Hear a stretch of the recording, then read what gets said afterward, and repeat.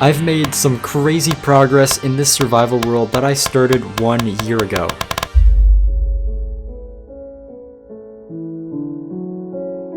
Please enjoy this 2-hour movie documenting everything, starting at the beginning. In this video, I started a survival world that I plan on staying in for a long time. I really like building, so I'm going to need lots of OP farms in order to gather the materials that I'll need to build some crazy structures inside of this world. And before I do that, I need to do a few things. In this video, I'm going to set up a base, get perfectly enchanted god armor, and beat the end. So let's start at the beginning. I used to have a survival series world that went on for over a year. I stopped playing for a while, and when I went to go back, the world would crash every time I tried to open it. Eventually I did get it to work, but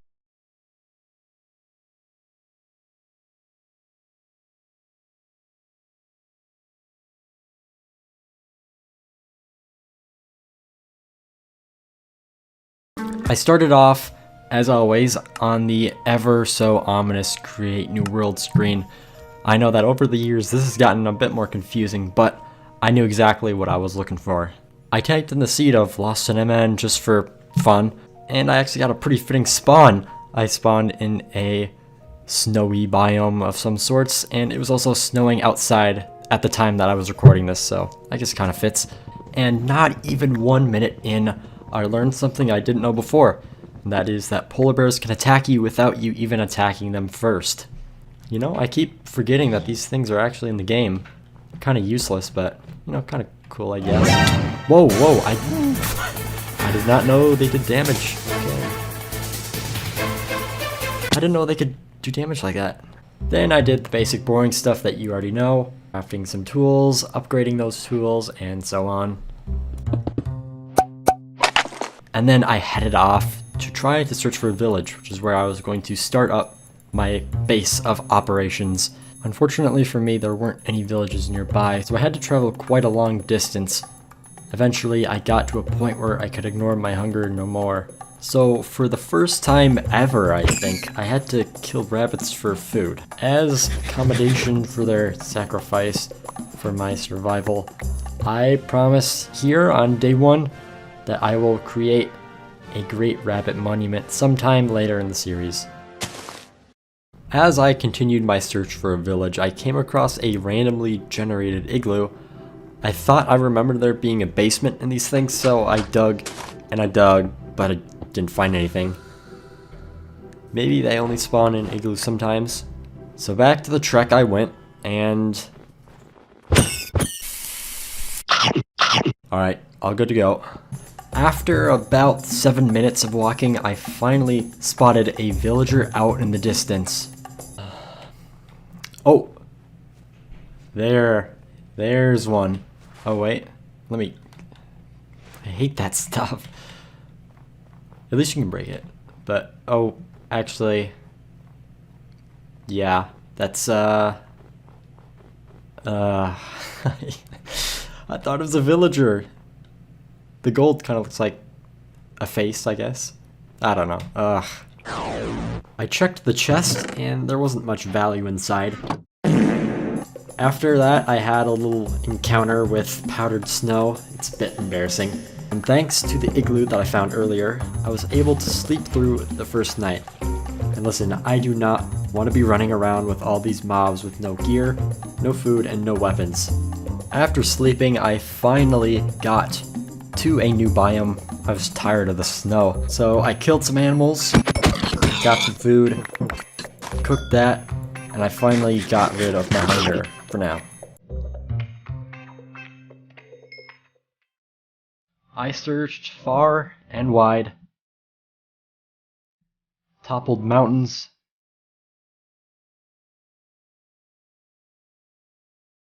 sailed the seas, crossed the lands, explored a shipwreck, and then I found it.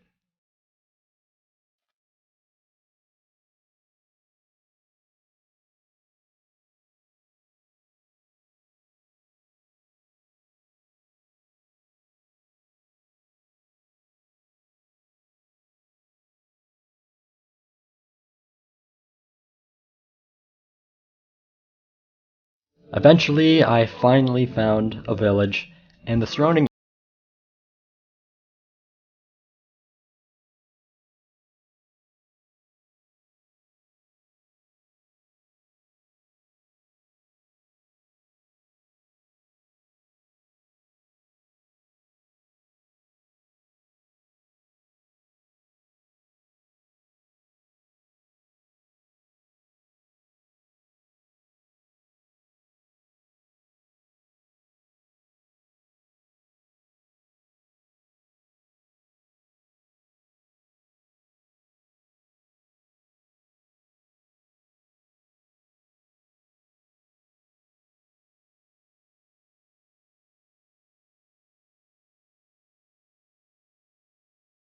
found a spot where I could set up my base. Even though this isn't hardcore, I still need armor because I don't want to die. So I started mining for iron, and I found a huge cave network right underneath my base. But after the Caves and Cliffs update, I don't think that's very unusual anymore. While mining, I found a skeleton and creeper, and I tried to trick shot the creeper into the skeleton, but I was the one that got trick shotted. Next time I'll get that, watch me. I got myself back, so it's all good. But yeah, that was my first death in this world. I said first, because trust me, there will be more to come. The first farm I want to make is a hybrid villager and iron farm. I've already got the design figured out, well, because I found a YouTube video, but I'm thinking about putting it around this area. Alright, the farm is pretty much done now. I just need to get rid of these temporary blocks.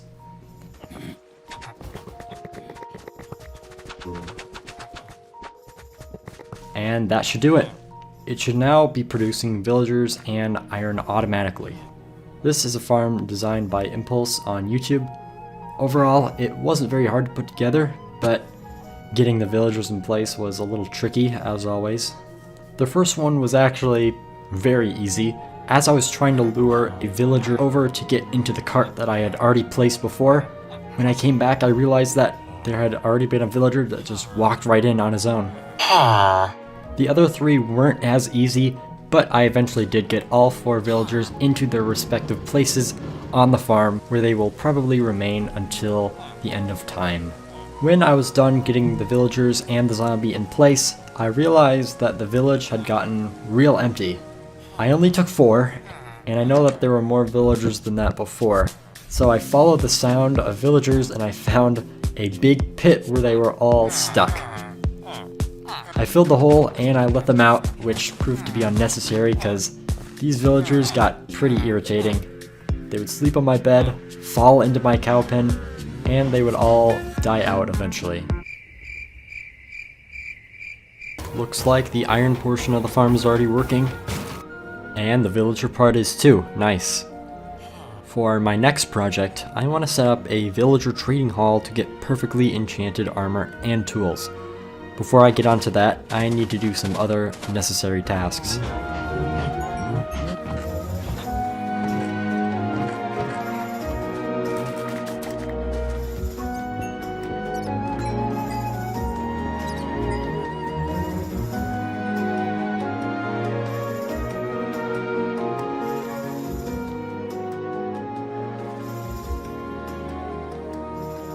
To get even better deals from the villagers in the trading hall, I needed to convert them to zombies and cure them. To do that, I needed 5 golden apples and 1 splash weakness potion for converting 5 villagers at a time. And to get those items that I needed, I would have to go to the Nether. I didn't get a great spawn, but I eventually found the fortress and got the blaze rods I would need for both the brewing and Eyes of Ender. While I was there, I also grabbed some gold for all the golden apples I was going to need to make. At this point, I was stuck in a cycle of doing repetitive tasks so I could move on. I farmed sugarcane and cows for the books, converted villagers, used the glass exploit to get the emeralds I would need, killed endermen for pearls, and I slowly but surely built up my diamond gear with the best possible enchantments. I didn't save the recording, but during that time I died for a second time. I was looking at the F3 menu in the Nether, and I wasn't watching where I was going. So here's a reenactment of that happening. 100 barely even see that. Okay. Oh, what happened? Oh no. Do I have it? Rate my acting in the comments. I know it was great. I didn't get all the perfect enchantments right away, but I eventually felt confident enough to take on the Ender Dragon. My main motivation for doing so is for the Elytra, of course. I had already made the Eyes of Ender, so I got prepped with all the supplies I would need and took off searching for the stronghold. It wasn't very far, but here's a map to show how far I went. The stronghold was submerged underneath the ocean, and finding it was no walk in the park. Eventually, I found the portal room, and I had to fill in every slot with an eye. I don't know if that's rare, let me know in the comments. Without wasting time, I jumped in without setting a new spawn point. I wasn't worried about dying because I wasn't wearing my god armor at the time, and even if I was, it wouldn't matter because I still have all the villagers with the right trades. I fought the dragon the traditional way, blowing up all the crystals before slowly killing the dragon with my bow and sword. At only one point, I was close to dying. What? How did that miss? That was like perfect. How did that miss? After a couple minutes, I got the final shot in on the dragon.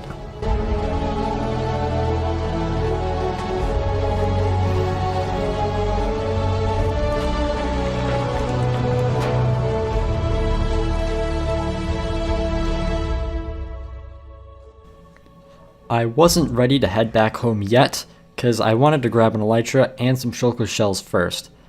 I bridged out to the small portal that had spawned to take me where I could find an end city. What? Why? I thought that would work. Okay, apparently not. I went through and walked a couple hundred blocks until I found an end city. Alright, looks like I finally found an end city, but it doesn't look like it's gonna have a ship. Oh, no, never mind. In the end city, I fought some Shulkers, which was annoying as ever. And I grabbed the Elytra from the flying ship. I didn't kill all the Shulkers because I'm planning on building a Shulker farm here later on. After I got everything, I tried out the Elytra for the first time, and then I had to walk the rest of the way because I forgot to bring rockets. I jumped into the portal to go home, and I ended up right back at my base. Now that I've got my Elytra, I'm going to need rockets to fly around freely.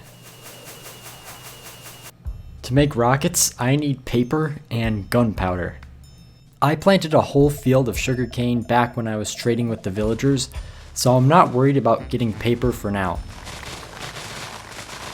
Later on, I will be making a sugarcane farm that is fully automatic. To get gunpowder, I'm going to be making a gas farm. The design I want to use requires a lot of obsidian, and to get this obsidian, I'm going to want to upgrade my pickaxe to netherite and acquire a beacon. I know these aren't necessary, but I want to make this as fast as it can be because it takes a long time. To make the beacon, I of course need a nether star. A nether star is dropped when you kill a wither, and to summon that, I'll need 3 wither skeleton skulls.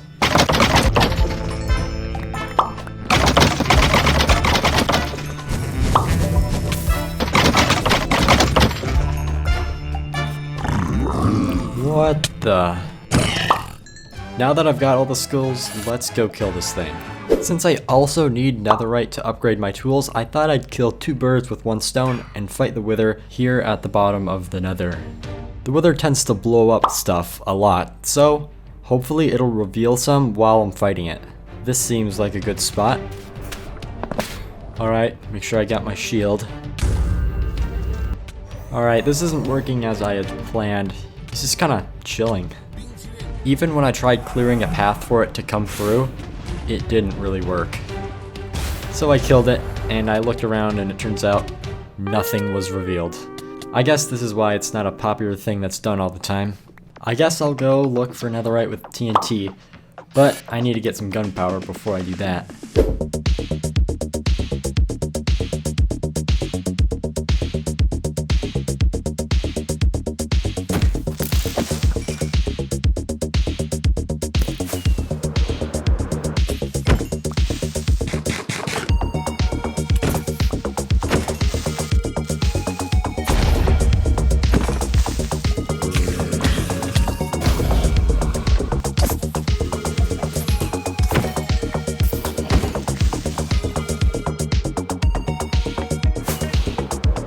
after I get this farm built, I won't have to do this ever again.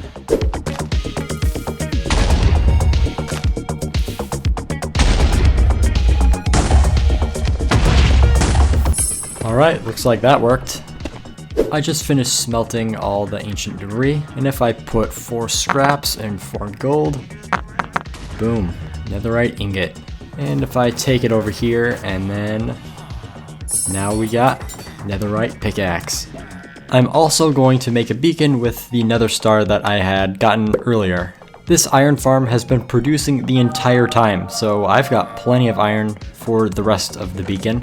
And now I'm finally all set to go and grab some obsidian. Looks like I'm going back through the portal. I think I'll mine from this one. This is one of the taller towers. And there we go. Beacon is all set up. And then haste 2. To mine all of this obsidian, I set up a macro on my mouse that would keep mining blocks without my finger having to press down on the left mouse button. I found that there is a sweet spot on 2 blocks where I could mine down, breaking 2 blocks at a time. It took a couple hours to collect it all, so I watched some YouTube videos to pass the time. Okay, I didn't manage to mine the entire pillar, but I did get a full shulker box full of obsidian, and that should be more than enough. Man, that took a long time. If only there was a farm for obsidian. For this gas farm, I'm also going to need a bunch of jack-o'-lanterns, so this is a good time to start making a pumpkin and melon farm. I already grabbed some pumpkins from before, but I don't have any melons. I do remember a mine shaft that is way back here, and there it is.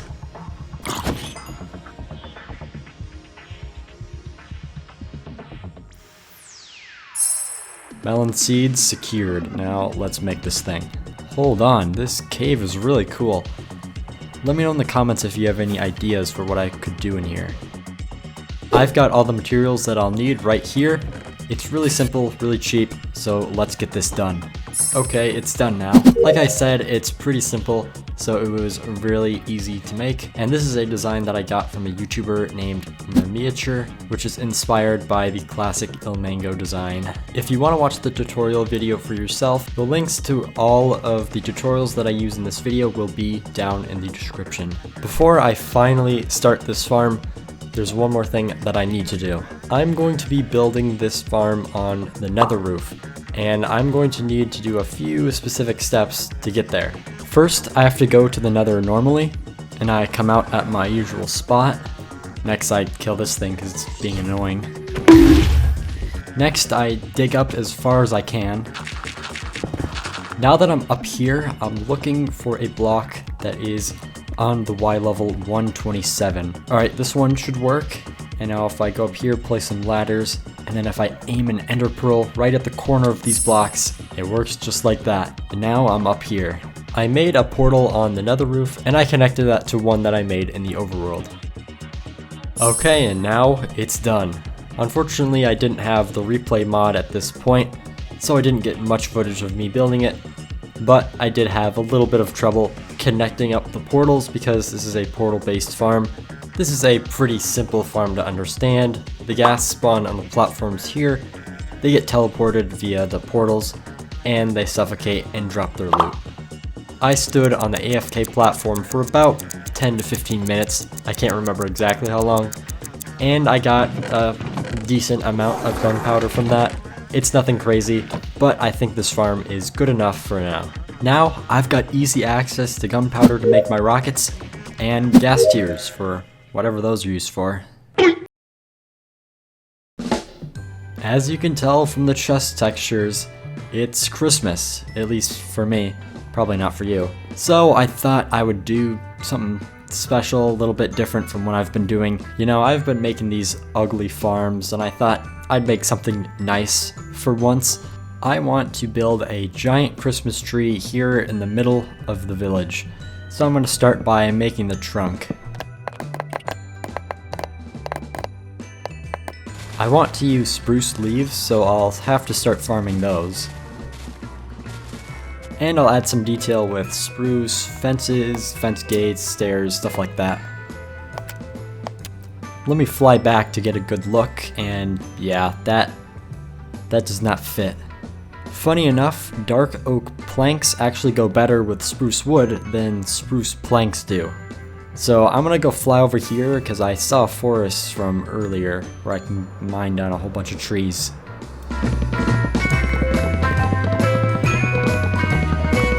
Okay, that looks a lot better. Now that I've got the leaves on, I can't even see the branches behind it, but no, it was worth it. But yeah, look at this. This is looking pretty good. All that's left is the decorations, and I'm gonna keep it simple and only do 2 different colors of ornaments. And then I'll put some lanterns here and there, which can't be placed on leaves, so I'll have to do it on the blocks that I use as ornaments. Okay, and one final touch. I'm gonna put a gold block on the top. And there we go. I guess that's my first decorative build on this whole world. I could have made it look a lot better if I had planned this out in creative first, but I think it looks fine enough. It's time to get back to grinding farms. But if I go at the pace that I'm going, this video is gonna end up being 2-3 hours long. So it's time to get serious.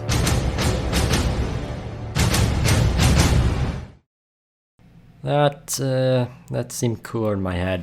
The next farm I made is a slime farm. It's a very simple and very cheap design that is created by Kmond, and it features a giant dark room full of mushrooms where the slime spawn and they get drawn towards an iron golem in the middle. To get all of the mushrooms, I had to travel a long distance to a mushroom island. To work the farm, all I do is fly up to this AFK platform, wait here, and then I can jump down and collect my loot later on, however long I want to stay up there for. Before I move on to making the next farm, I want to upgrade my sword, and you'll see why later.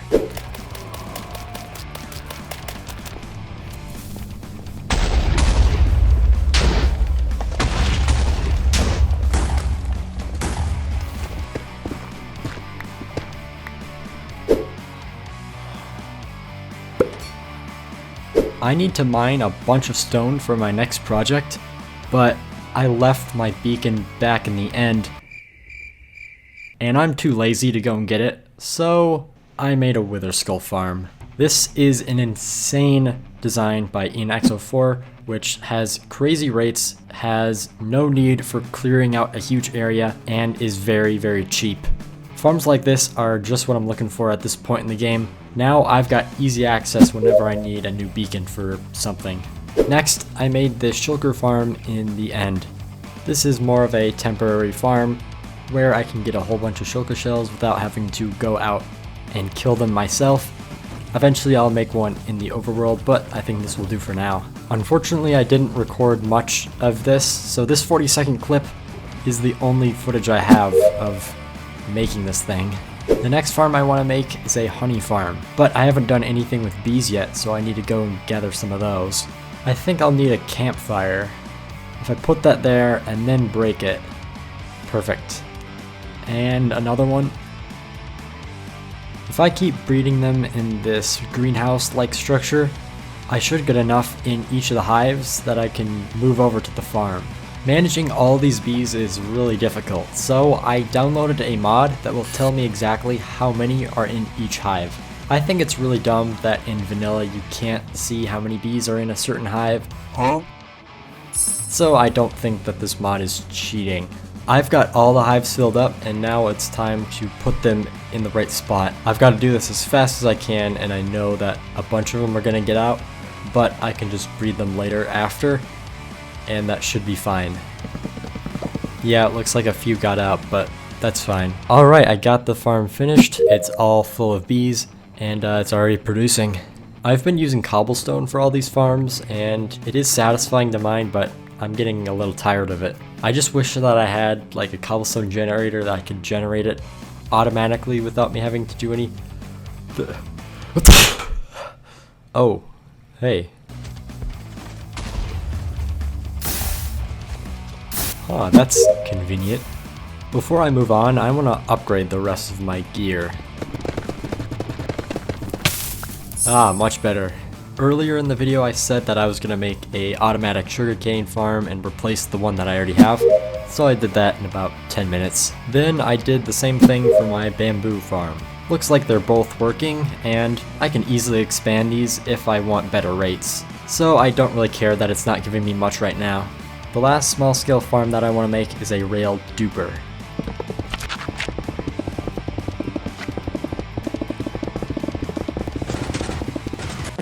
Oh shoot. There's one of them done. 2, 3, and 4. And here we have a duplication machine for each different type of rail. They work independently and I can turn on and off whichever one I want. It's time to change pace, because the next farm that I want to make is going to be the biggest one yet. I'm not going to spoil what it is right now, but you might be able to figure out from the stuff I'm going to get. And speaking of, let's go get all the stuff I'm going to need for this farm.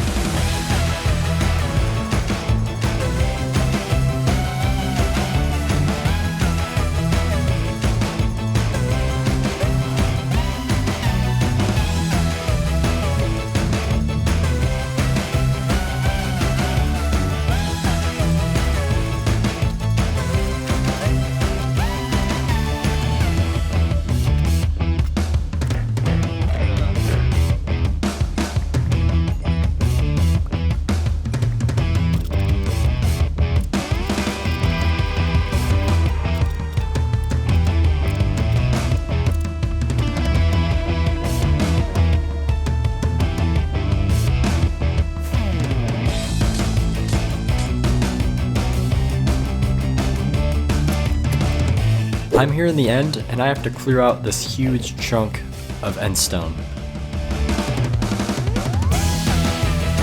This would be a good time to like and subscribe if you haven't already. I'm trying to grow this channel out, and that would help me out a lot. Thanks.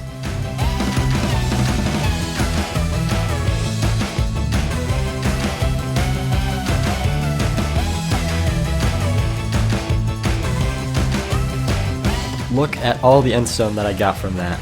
Also, I went through my entire pickaxe, I had to go repair it. So now it's time to actually do the building of the farm. What you're seeing is a light Matica outline. This does not give me the blocks, it just tells me where to place them. This is easier than switching back and forth between a creative world.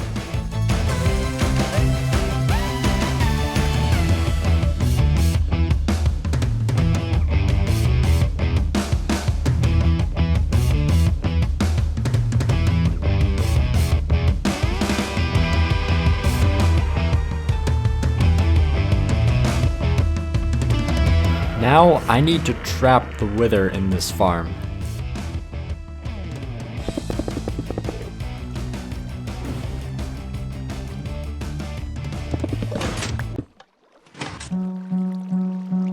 What is that? Whoa, whoa, whoa, whoa, whoa.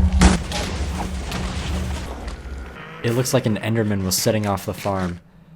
It looks like it built it right, so it should be fine, but that scared me for a second.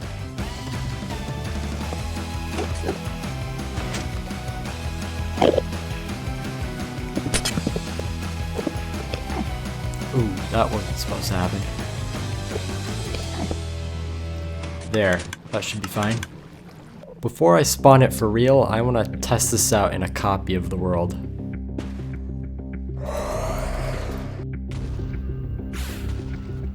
Okay, it looks like that went fine. Why is there redstone there? Oh. Okay, it looks like the projectiles it's shooting out are going too high and are blowing up part of this redstone line. Okay, it's pretty simple, but I think this is the solution. I just moved it behind the shield, and now it shouldn't reach anymore. I'm going to test this again in a new copy.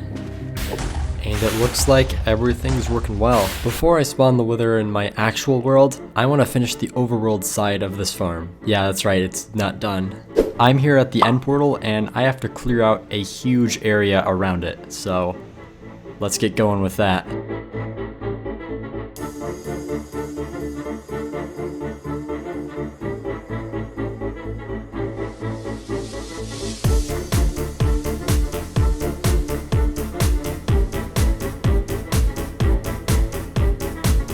Well, that took a while, especially since I accidentally mined out a huge chunk that I didn't need to. But here's all the stuff that I got from that. Now I've got to use a glitch to get rid of these end portal frames. You've probably seen this done by other YouTubers before, but all I gotta do is grow a mushroom right on this block, and it will delete those end frames, and I can just mine away the mushroom. Now I gotta do this on all the other sides.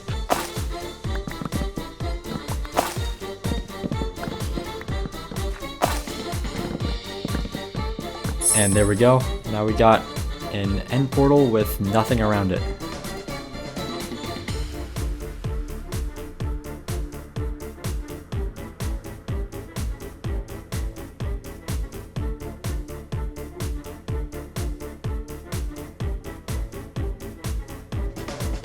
If you haven't already figured out what I'm making, it is a 3-in-1 obsidian, concrete, and gravity block farm. This part in the overworld is for the gravity blocks, the top section here is for the obsidian, and the bottom part is for the concrete.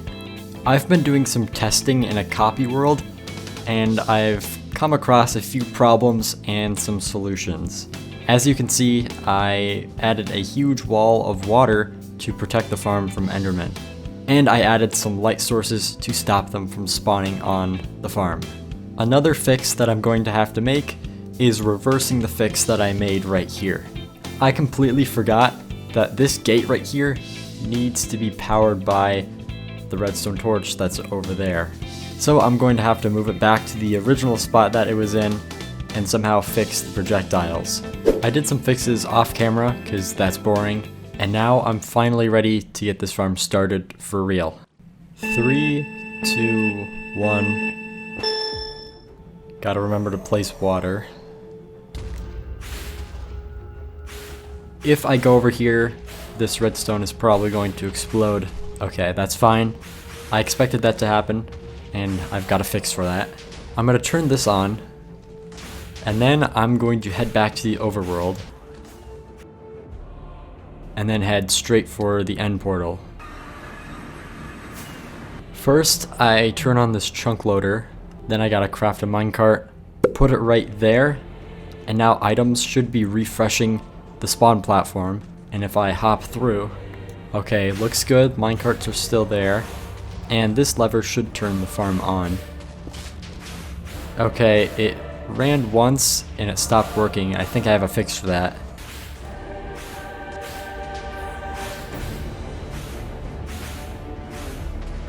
Alright, let's try turning this on again. And perfect. Looks like it's working now. But we're not done yet. Next, I gotta replace the redstone that was broken before, and it should be totally safe now. Next, I've gotta make sure to turn this off before I leave. Head back to the end portal, break this minecart that I placed before, and I'm gonna switch out the sand for concrete because I want to test to make sure the conversion is all working. To turn it on, all I have to do is hit this note block. And looks like it's running, it's pretty loud. And this little section right here always gets lost, I don't know why. Make sure the chunk loader is still running. It is, and let's jump in. And perfect, looks like it's already working. This is the lever that will convert the concrete powder into concrete and then automatically blow it up. Looks like that is working as well, and all the items are getting collected down here. Overall, the farm works pretty well, but we do have a few problems. This one piece of redstone got blown up somehow. It shouldn't have, I don't know why. I'll have to do some tweaking around to find out what's wrong with that. And then this part of the concrete conversion is not working for some reason. It all got piled up, I'll have to fix that too. After a few fixes, the farm is now working perfectly. And that concludes the most complicated farm I have ever made. This is a design that I got from Scorpio. If you're curious about the rates, this makes over 30,000 obsidian per hour and over 100,000 concrete and gravity blocks per hour as well. To recap, I now have a farm for iron, poppies, villagers, pumpkins, melons, gunpowder, gas tears, slime balls, wither skulls, bones, coal, shulker shells, honey, cobblestone, sugarcane, bamboo, each rail type, obsidian, sand, red sand, gravel, anvils, every concrete powder color, and every regular concrete color. My gas farm is pumping out scraps. and my sugarcane farm right now is laughably pathetic. I think it's time to make a proper rocket factory. Gotta pick these up.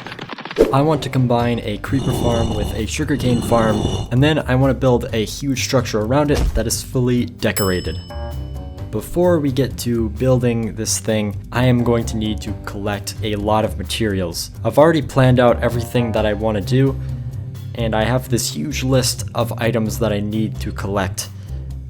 Yeah, this huge list of items. Man, I really used a lot of stuff for this. I guess I'll go in the order of the most items to the least items that I'll need. So that means I first need to gather over 3 shulker boxes full of smooth stone.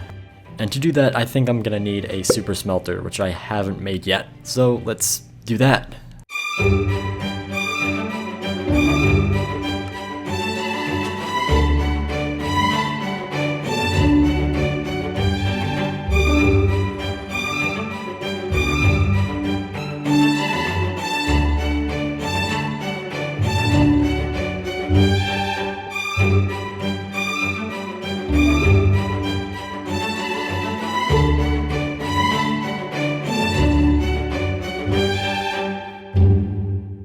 Now to let this farm run, and I'll just feed in these blocks every now and then. I can get some fuel here at my Wither Skull farm, and that wasn't so hard. While I'm waiting for all the stone to smelt, I'll go and collect the other materials I'll need. I need 5,000 glass, and again, I'll have to wait for that to smelt. 2,000 red concrete, 2,000 dirt, 2,000 redstone.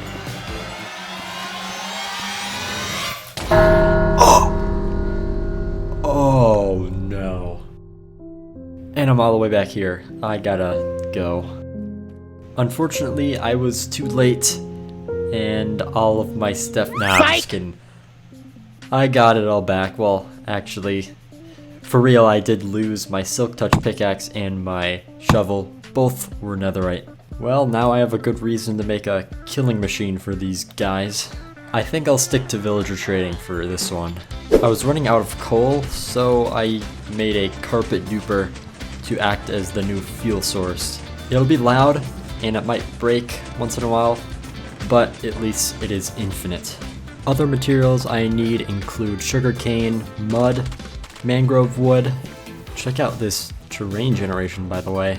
Oak wood, dark oak wood, and let me see, a lot more stuff. Yeah, I'm only just getting started, and I've already spent several hours gathering all of this stuff.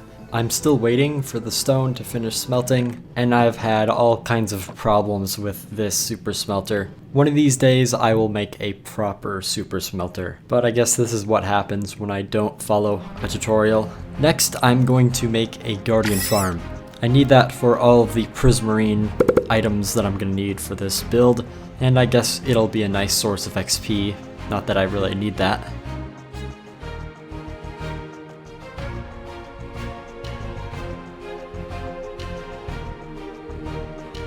This is a really simple farm design by ENXO4. I remember when guardian farms used to be a lot more time consuming.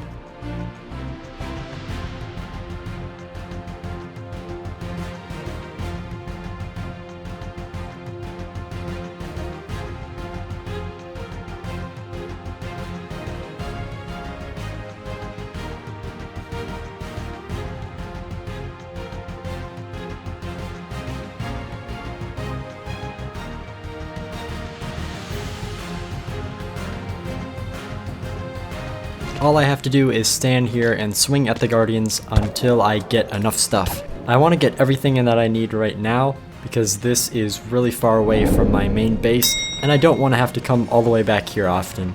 This should be enough, but I've also realized that I need a farm for black dye now. ENXO4 once again comes to the rescue with this super simple Wither Rose farm. I know it's a bit off topic, but I suddenly came to a realization. I haven't been making maps of my world at all, and that's something that I've always wanted to do for a project that I have planned in the far, far future.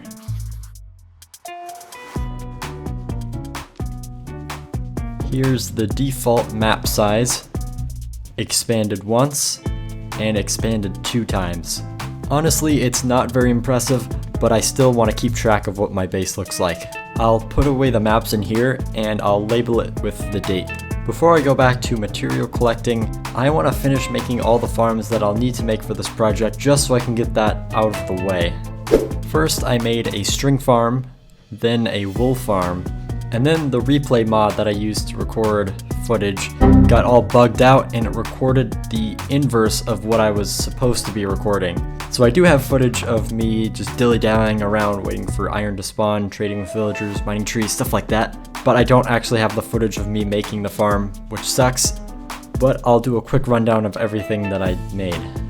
I made a farm for carpets, big drip leaf, glow lichen, all 4 of the different tall flowers, kelp, honeycomb, frog lights, and basalt. And now we resume the grind.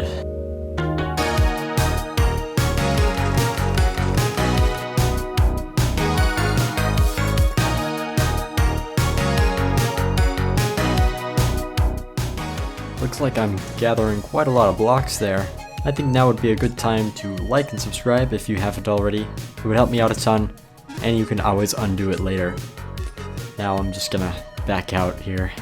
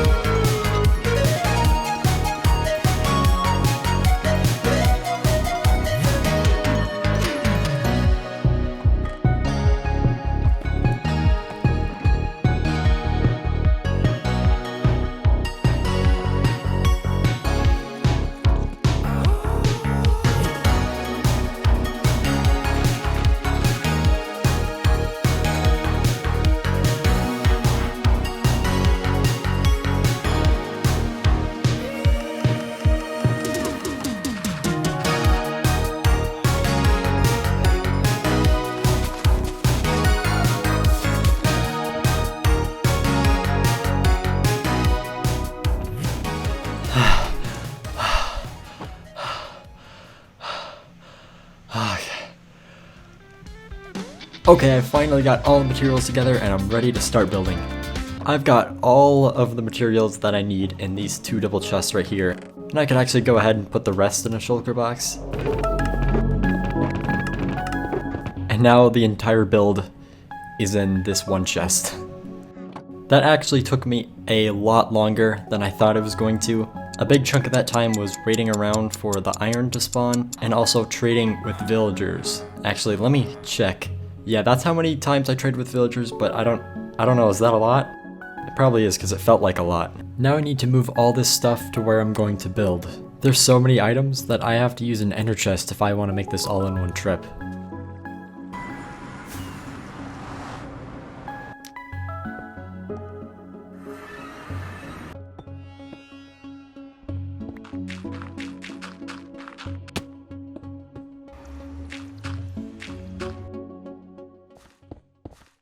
I'm going to start off with the sugarcane part of it, and to do that I need to make a huge glass wall.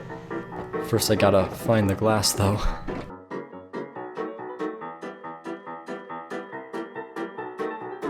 And now I have to drain the inside, and there happens to be an ocean monument nearby.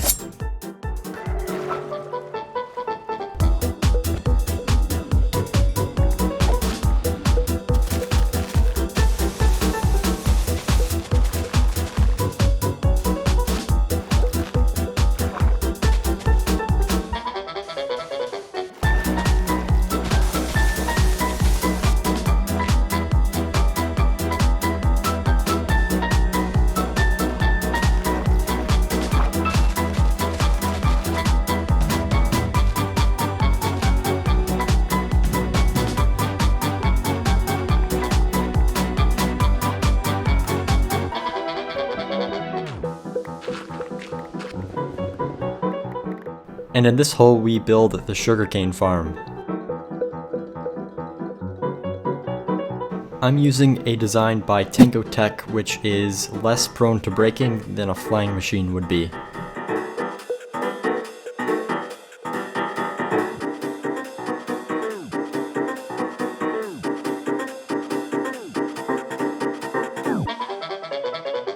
The farm is looking good, but right now all of the sugarcane gets shot up and then it just floats around. So next, I need to make a way for it to be all collected and put into chests.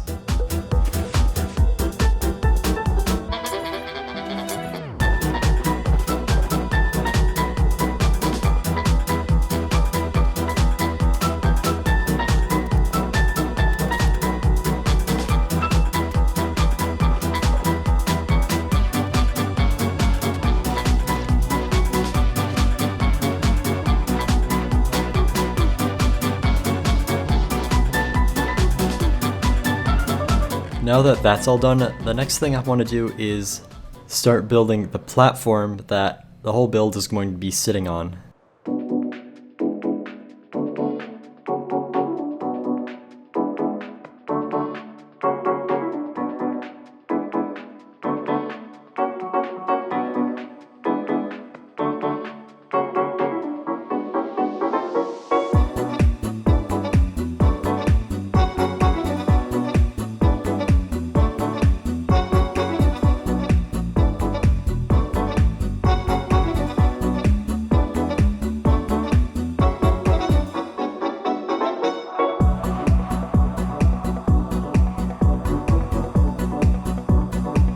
If you want to hear me go into more detail on my building technique, I'll leave a link to an unlisted video down below where I go over this stuff in a lot more detail that I just don't have time for here.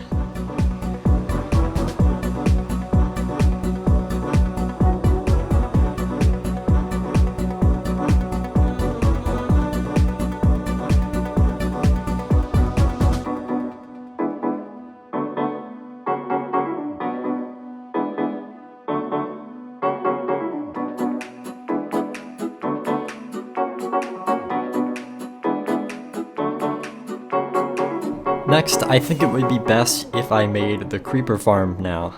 Before I get to building, I need to go and gather some cats. Little did I know at the time that this was going to be the most infuriating side quest that I ever did in this world. First, I need to gather a whole bunch of raw fish.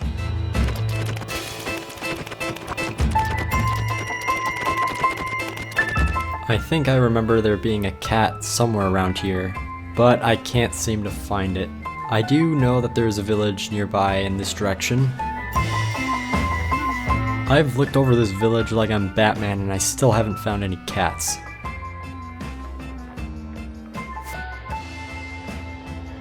Ah, I knew I saw something.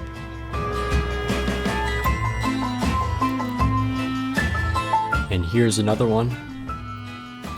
I thought they should teleport, but they aren't.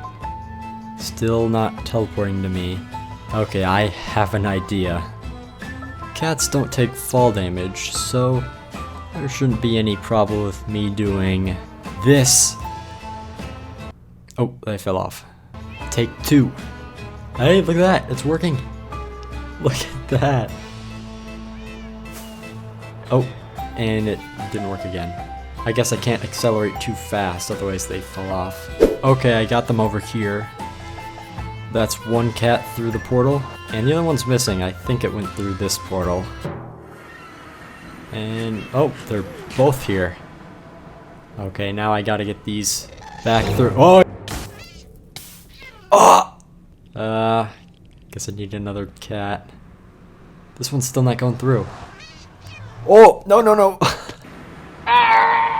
Oh, and there it goes. I'm just gonna get the nearest village to here and just swim or something because I'm tired of portals.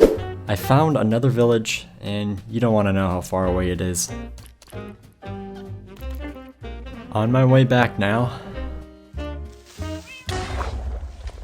I thought they were supposed to scare away creepers. This is the true Minecraft endgame gameplay. I am not in the mood for this. You stay here.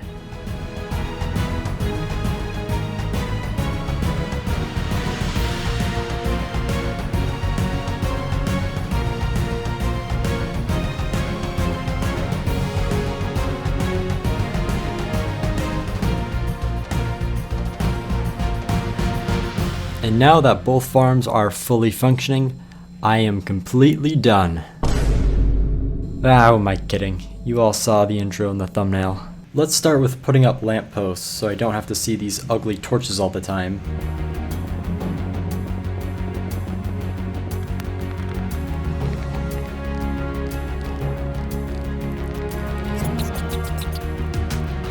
After that, I started building up the main structure, and this was my first attempt designing an Asian-style building. Let me know how you think I did. I got inspiration from this great concept art image that I just found on the internet.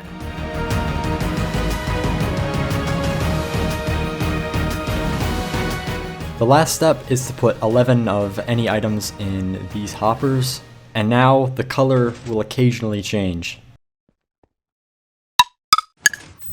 Nice. And I can flip this lever to turn it off and it just stays red now. It may look finished from the outside, but I still want to do the interior. So all I have to do is a quick spin and the entire thing is done just like that. There are 3 floors. On the top floor you can see the inside of the creeper farm. The middle floor is just pure decoration, and the bottom floor is where the storage is. You might wonder what this whole redstone thing is right here. Since I don't want to have to go through the stairs every time I want to go to the storage room, I made a hidden staircase. There are so many little details and building tricks that are all over this interior that I just don't have time for in this video. So as I said previously, there's a link to an unlisted video in this video's description where I go into a lot of depth with all this building stuff. Speaking of building, there are a few more things that I want to do. This long table is looking a little pathetic right now, and I know just what to put on it. I got a few comments asking why I didn't grab the dragon egg, so here, lamp. In addition to that, this indoor pond is looking a little empty, so I think we could fill it up with some axolotls. So let me quick ask for some names. We have Lime, Hamburger, Cheeto, and Pablo. Now that I'm all done, it's time to pack up all the temporary stuff that I set up. Now I know some of you might be saying that the rates for this farm are not optimized and something about height map, but unfortunately I can't seem to find who asked. For real though, I was focusing on appearances for this project because I know in the future I'm gonna make a lot better sources of gunpowder. Now whenever I need rockets, I can go through this portal, pick some up from these little storage things I made, and I'm all set. And now I'm finally back at my base. Man, my base sucks. I think we're gonna have to do something about this. There are 4 materials in Minecraft that can be used to make almost every technical block in the game. Today, I'm going to farm these materials in bulk. In my last video, I made this rocket factory. And in this rocket factory is a sugarcane farm. And in the sugarcane farm are pistons. Lots of pistons. Gathering the materials for the pistons really made me realize how much I need some new farms. Pistons are made with stone, wood, iron, and redstone. And I happen to consider these 4 resources the core materials of Minecraft. These are materials that I'll need for any project ever, unless I'm making a big dirt ball or something. Point is, I need a way to farm these materials as fast as possible. So today, I'm going to be making a farm for stone, wood, iron, and redstone. Before we get started, only 3% of viewers are actually subscribed, so if you haven't already, I would really appreciate it if you subscribed. I'm going to start off with the easiest of the 4, stone. I already have this cobblestone generator, and it works very well, so I don't feel like I need to upgrade this at all. I do, however, want to make a farm for regular stone. Right now, if I want regular stone, I have to smelt the cobblestone that I get from the cobblestone generator, and I don't want to have to do that every time, so let me quick make a stone farm. Okay, that was easy. It was also really cheap to build. To make the farm work, I stay in here and I just hold down left click. And right now, it's not working at full efficiency because I don't have haste. So let me go make a beacon. Oh, looks like I don't have enough iron. Well, it's a good thing I planned on making an iron farm. This iron farm is going to be the biggest farm that I have ever made before. Before I start building, I have to clear out this huge chunk of land. To show how big it is, it spans from this corner to this corner. The first thing I did was take down every single tree. After that, I had to flatten down the land to a certain level. Since TNT can't get rid of fluids, I had to do that manually as well. Both above ground and below ground rivers need to go.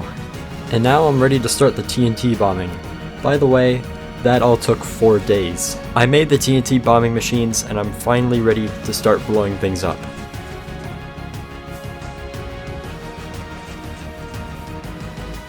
So far, things have been going great, but I'm still not convinced that something isn't gonna go wrong. It's been a couple hours and things are still running perfectly, but this is going to take a lot longer than I thought it was going to. I really wanted to have a time lapse of the whole thing because I thought it would be really satisfying to see the whole thing condensed into a few seconds, but unfortunately, there's just too much going on for my laptop to handle. Like and subscribe so I can afford a PC. Now that the stone layer is all done, I have to move the machines down to do the deep slate layer. This time I'm going to be running 3 flying machines at the same time because doing 2 at a time was just too slow for me. So far things are going well. I found a lot of diamonds, but there's a lot of lava that I haven't cleared out yet, and also I've almost died a few times. A few moments later. Okay, I actually did die. I didn't record it. Oh man, and I gotta get my stuff. I immediately logged out because I wanted to stop the flying machines from blowing up my stuff. Oh man, I hope it's not gone. I'm so glad that I didn't bring my bed. I got most of my stuff back, but I did lose my helmet and my boots. I'm going to pause these, and I'm just gonna take however long it'll take to fill up all of these lava pools because it takes way too long and I can't keep up. Guys, I just realized that I also lost my netherite hoe. This is a sad day. Okay, I've filled up pretty much every pocket of lava and water, so hopefully I'll be able to keep up and spend most of my time collecting diamonds. Yeah, I learned my lesson. This definitely makes it a lot easier. It's been a couple days since I started using the flying machines, and finally the entire hole is done. It's quite literally rough around the edges, but I'm planning on decorating this in some way in the future. There was a few fumbles, but in the end it got done. But you know what they say, it's not about the end product, it's about the diamonds you make along the way. I don't think I've ever had this many diamonds in any world ever. Now that I've got this giant perimeter all cleared out, it's time to start gathering resources for the iron farm that I'm going to build in the middle. It took another 2 days IRL to finally gather all of the materials.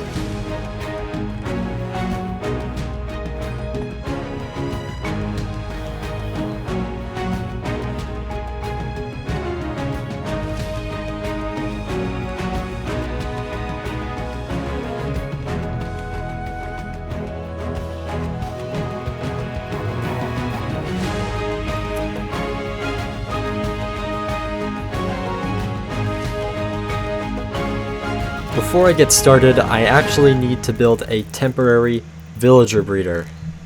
Because for this farm, I'm going to need over 700 villagers. Here's the first one. What is going on with this guy? Oh, no, stop. Oh, and there he goes. What? He's just going. He's just walking off. Where is he going? Oh, I guess we've got a villager at the rocket factory now. Okay, let's try again.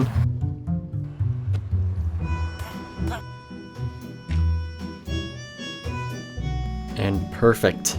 And the second villager is in too. Now, it's time to finally start building. I'm building an iron farm designed by Arigas. It will produce 100,000 iron ingots per hour, and the farm is so big it has to be built in a perimeter, otherwise the lag will be too hard for any world to handle. Doing all the building and also moving the villagers and the pillagers took about a week. The reason I keep bringing up how long this is taking me is because I can't overstate how much work and time this takes. By nature of this being a YouTube video with time lapses and cuts and stuff, it's inevitably going to downplay how long it actually takes to make something like this, so I don't want you to get the wrong idea. This takes a lot. And this farm produces more iron than 99% of people will ever need, so I really don't recommend this to most people. Overall, the building for this project was really easy. The difficult part came in moving the villagers. There are 756 villagers that need to be moved from this pit thing all the way up to their respective places in the farm. It wasn't only villagers that I had to move, I also had to move 36 pillagers into the center of each little circle area. Now, please enjoy the rest of the time lapse.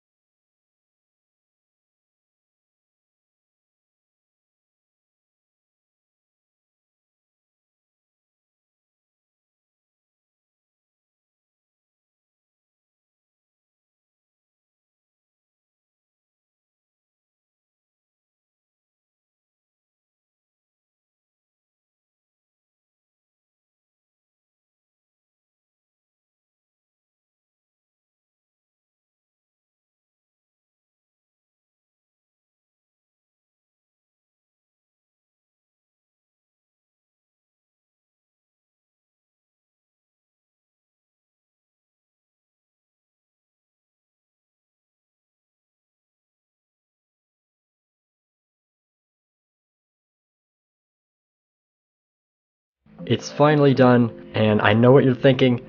I too want to see it run, but there's a problem we need to fix first.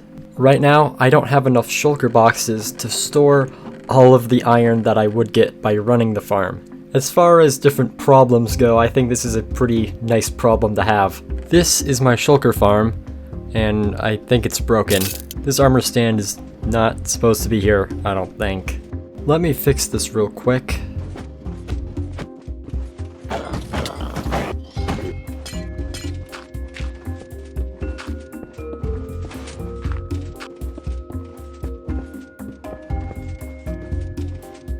Okay, everything should be working now. I AFK'd for a bit and I stocked up the shulker box loader, so everything should be good to go. Now for the moment you've been waiting for. Let me flick this lever to turn it on. And look at all those iron golems. It's a bit laggy, which is expected.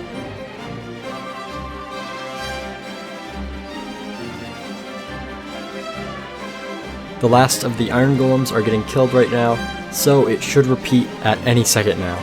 Oh, and there it goes.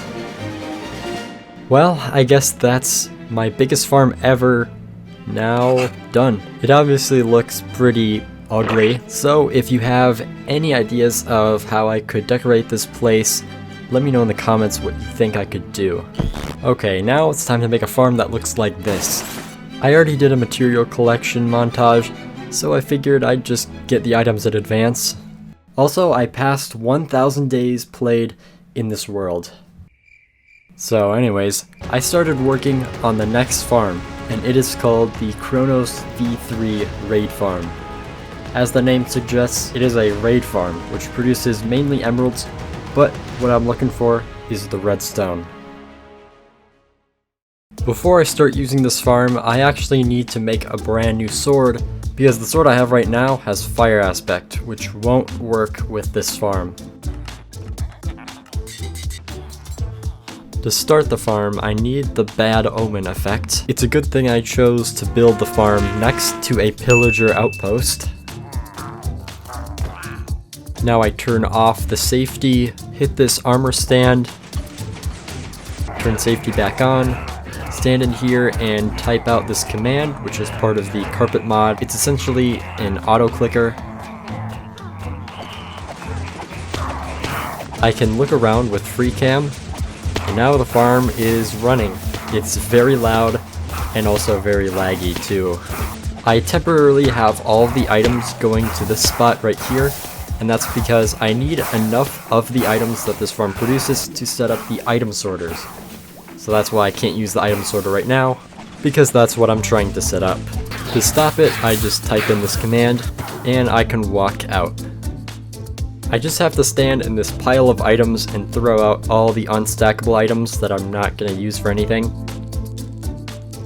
I didn't get enough items to finish the item sorters, so I'll have to run this farm a few more times, and I think I have a better strategy this time.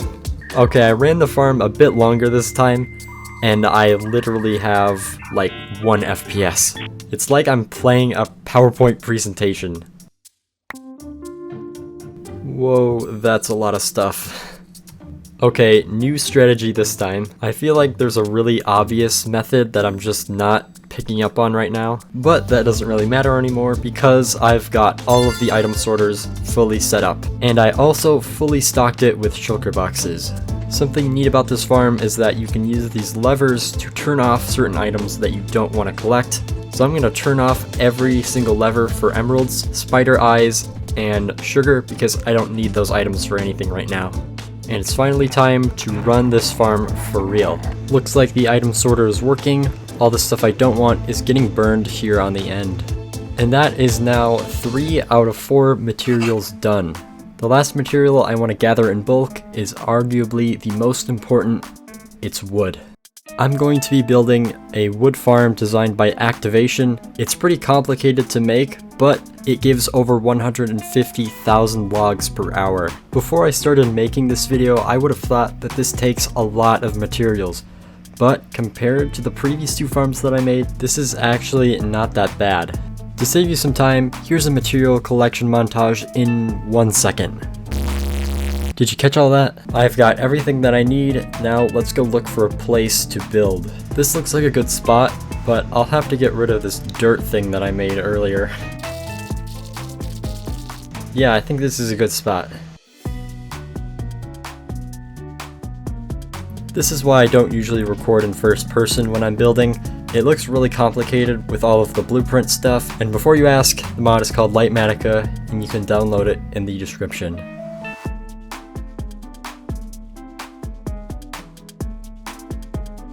I think this is ready to go. To run the farm, I need a whole bunch of bone meal and also some spruce saplings just to get it started. Moment of truth, let's see. Please don't break. Okay, I think everything is working perfectly. Nice! Next, I would have to build a bone meal farm to supply it, and also a shulker box loader to deal with all the items, but honestly, I'm just tired. This video has taken over a month to make, and I just want to get it out.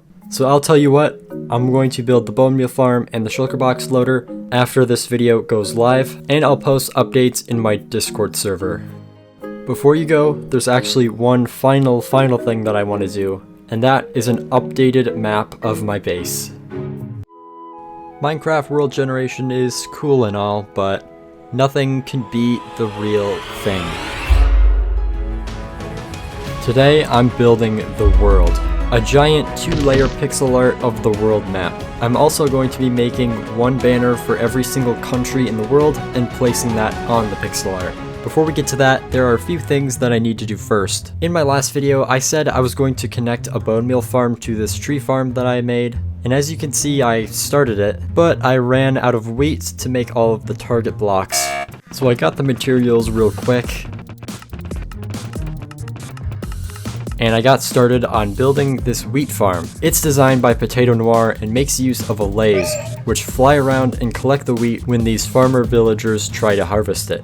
I finished the bone meal generator, and now I'm gonna run it until it fuels itself. The next thing that I want to do is upgrade my food source. So far, I've been manually killing cows for food, so I think it's finally time to make a hoglin farm. That will supply me automatically with food and leather. I already have all the materials right here. Now all that's left is to build it.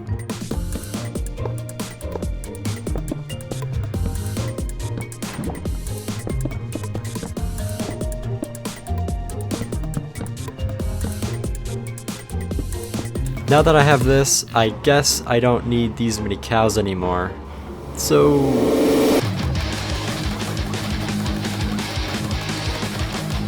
look at all this food. I'm not going to need that hoglin farm for a while. The next thing I'm going to build is something I should have done a long time ago. And that something is a mob switch. If you're wondering what a mob switch does, it prevents hostile mobs from spawning. There are a couple reasons why I want to make a mob switch. First of all, having no hostile mobs to deal with sounds like a good deal to me, especially since I'm going to be working on a large, dark, flat platform in this video. Sleeping is also a bit annoying, and it would be nice to not have to think about it. It would also help my time played be more consistent. Even though I'm technically well past day 1000, I actually haven't played for 1000 days because I've slept about 860 times. I don't really care about my total days played, but with all the hardcore series on YouTube, a lot of people seem to care about that. I found this area to build it that's not too close to cause lag, but close enough so that it's easy to get to. I built the contraption to make the mob switch real quick, and I've been sitting here just waiting for the villagers to spawn. As you can see, this area is kind of a mess. I got too impatient, so I tried to make more villager breeders, but I was only able to make 2 that can function at the same time. Now I've got to turn all of these villagers into zombie villagers. If you want to know more about how this mob switch works, Logical Geek Boy has a great video about it. After I got 70 zombie villagers in this container, I turned my nether portal into a chunk loader, and now even all the way over here at my base, monsters should not be spawning. And looks like it works. As of today, I will try to sleep as little as I can, but I'm still gonna need the bed for spawn point and also phantoms. Now it's time to figure out how I'm going to make this map. I went on Google and I found this pretty good map on Shutterstock, so I made an account, got a free trial, downloaded it, and I canceled my plan before I forgot. I did some edits in Photoshop, and now I need to convert this to Minecraft blocks. A couple years ago, I made this using a program called Pixel Stacker. I converted the map image into Minecraft blocks, and it looks so good. I don't want to spoil it now, but trust me, stay tuned, you are not going to want to miss this. I'm at a testing world, and as you can see, this requires a ton of glass. To get all this glass in survival, I have 2 options. I could do void trading, or I can make a giant super smelter. Each method has its pros and cons, so I spent a couple days thinking about it, and I decided to go the void trading route. I would love to have a giant super smelter, but I just don't have time to build it for this project. The void trading was really easy to set up, but now I have to sit here and do this for about 7 hours. I have never seen this before. 1 stack of emeralds for just 4 glass. This is probably because I punched him earlier, but that was hours ago and he hasn't changed until now. Well, anyways, I got a ton of glass and unfortunately it's not nearly enough. While I'm waiting for the price to go back, I'll make some other farms that I need for this project. This is my cactus farm right now, and I need to expand this. Next, I want to make a squid farm, and you know the drill. Next, I want to make another tree farm. I already have all the materials I'll need because you guys don't actually like the material gathering montages, right? So you may be asking, why am I making another tree farm? Well, the one I made in the last video only works with spruce, and for this project I'm going to need a ton of other wood like oak and birch.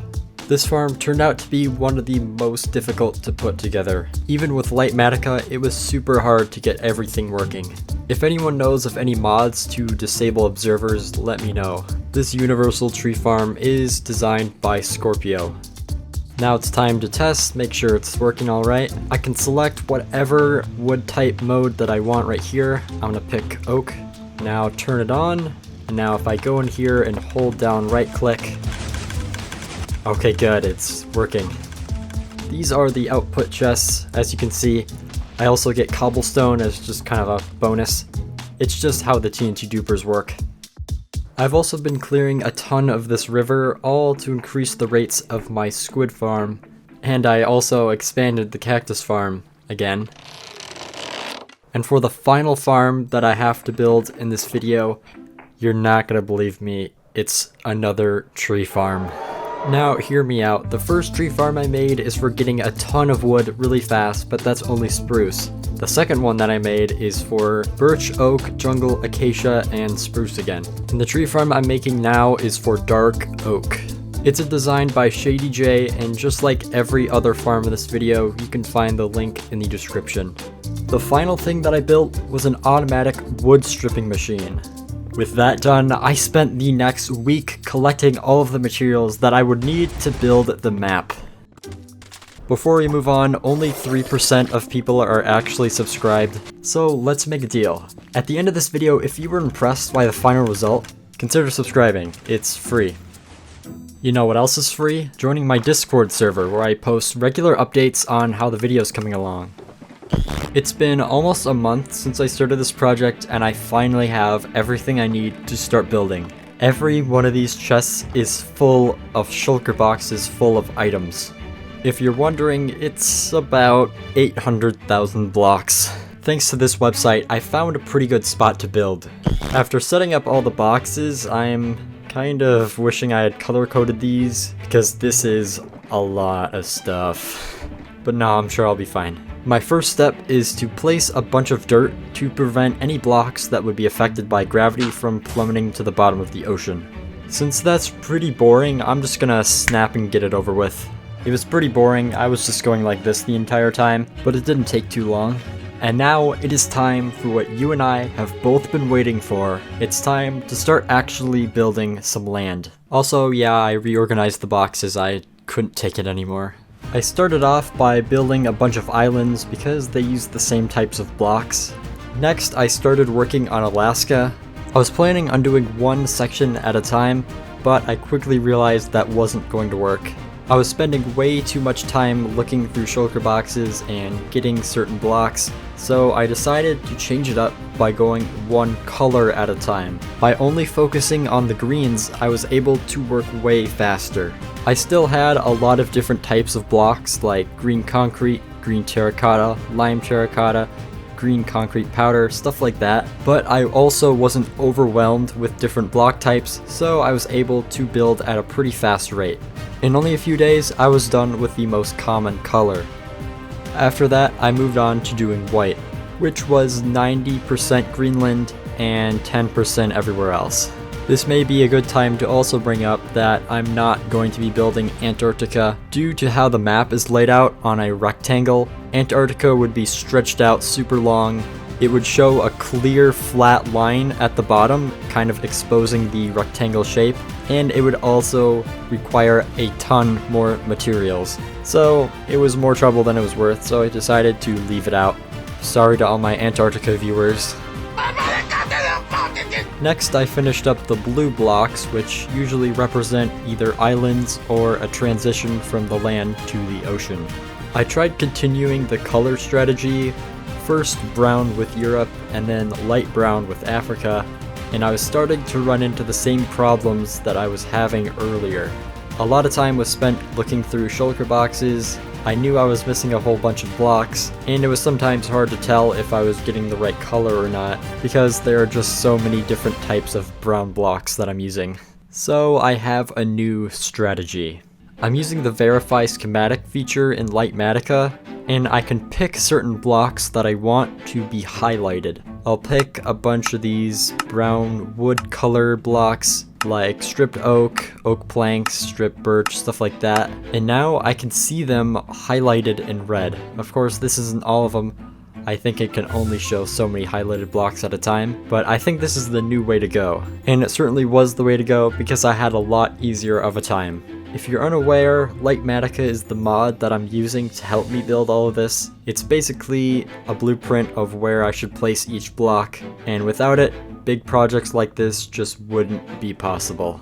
Throughout this project, I've learned a lot more about using Lightmatica, and I've been thinking about possibly doing a sort of tutorial video along with some of the other mods that I use over on my other channel. I also have some other video ideas like answering questions in long detail and some pretty easygoing commentary type content that just wouldn't fit here. So go and subscribe if you want in case I do decide to do that. As for this channel, I do apologize for this video taking so long to make, but it's just a big project and it takes a long time. So to make up for it, I'm going to tell you what I'm going to do in the next video right now. In my next video, I'm going to be making a storage system. The problem is I don't have enough time or skill to design one on my own. So I'm going to ask you right now, what storage system should I use? I want the best storage system possible as long as it's within reason. And reason for me is pretty far out considering the time lapse happening in the background. Don't worry about the video maybe not being original enough. I have a pretty unique idea about the decoration of the farm, but I'm going to have to leave that as a secret for now. For updates on that, I would once again refer you to the Discord. Alright, the first layer is finally done, and as you can see, it doesn't really look done because there are a lot of these spots that are still filled with water, and these spots are where I have to put solid blocks on the second level. So let's go ahead and do that. Of course, there weren't as many solid blocks on the second level, but I still followed a similar pattern to what I did on the first level. There was a lot of greens, a lot of sand yellow colors, some white, some brown, and a little bit of everything else. Now we're finally at a spot where this looks pretty good, and if you don't agree, don't worry because we are not done yet. It's time for the finishing touch of glass. Glass is what's going to take my pixel art and turn it into something that looks truly real. Obviously, glass is a big part of this project and I need almost just as much of it as the solid blocks, but it didn't take nearly as long as the first part did because there was a lower variety in glass. The solid blocks took a long time, not just because the world is really big, but because there was a wide variety of blocks that I used. I wasn't able to go through the entire thing one part at a time, but as you can see with the time lapses, that's exactly what I did with glass. Doing the glass was much more fun, much faster, and much easier than what I had done previously. So you might wonder why glass works so well and why I like it so much. Well, there are 16 different types of stained glass, so when you combine that with all of the solid blocks in the game, you get 16 times as many color options. You'll notice not the entire second layer is made of glass. There are some blocks that are just already good enough, and although they kind of mess up the texture because you can see the sides which make a darker texture and it's a whole bunch of confusing stuff, I kind of like it because it gives it a bit of shape, but I can see why people wouldn't like this. And finally, I am done building. And I also mapped out the entire thing, and even though it counts glass as one solid color, it still looks incredible. I didn't even think about how it was going to look on a map. Everything just lines up perfectly. Now, as much as I would love to end the video here, I did promise that I was going to make a flag for every country in the world, so now it's time to do that. Making all the flags was pretty fun at first because I had done nothing but build for 2 weeks, but after a while it started to get tiring. There's a lot to be said about making banners, and luckily I was able to use videos like this to help me design each flag. Alright, I have every flag in these shulkers. I made 2 copies of each because it wasn't much problem, and I would like to have an extra one in case I need them for a future project. And they should all be in alphabetical order, but I guess I'll find out later if that isn't true. All that's left is to place these at the correct spot on the map. As you can see, there aren't any borders on here, so it may be a little tricky to find out exactly where each country is, but if I just compare with Google Maps, I feel like I should be pretty accurate. So, here is me placing the flag of every country in the world in alphabetical order, starting with Afghanistan, Albania, Algeria, Andorra, Angola, Antigua and Barbuda, Argentina, Armenia, Australia, Austria, Azerbaijan, Bahamas, Bahrain, Bangladesh, Barbados, Belarus, Belgium, Belize, Benin, Bhutan, Bolivia, Bosnia and Botswana, Brazil, Brunei, Bulgaria, Burkina Faso, Burundi, Cambodia, Cameroon, Canada, Cape Verde, Central African Republic, Chad, Chile, China, Colombia, Comoros, Costa Rica, Croatia, Cuba, Cyprus, Czechia, Democratic Republic of the Congo, Denmark, Djibouti, Dominica, Dominican Republic, Ecuador, Egypt, El Salvador, Equatorial Guinea, Eritrea, Estonia, Eswatini, Ethiopia, Fiji, Finland, France, Gabon, Gambia, Georgia, Germany, Ghana, Greece, Grenada, Guatemala, Guinea, Guinea-Bissau, Guyana, Haiti, Honduras, Hungary, Iceland, India, Indonesia, Iran, Iraq, Ireland, Israel, Italy, Ivory Coast, Jamaica, Japan, Jordan, Kazakhstan, Kenya, Kiribati, Kosovo, Kuwait, Kyrgyzstan, Laos, Latvia, Lebanon, Lesotho, Liberia, Libya,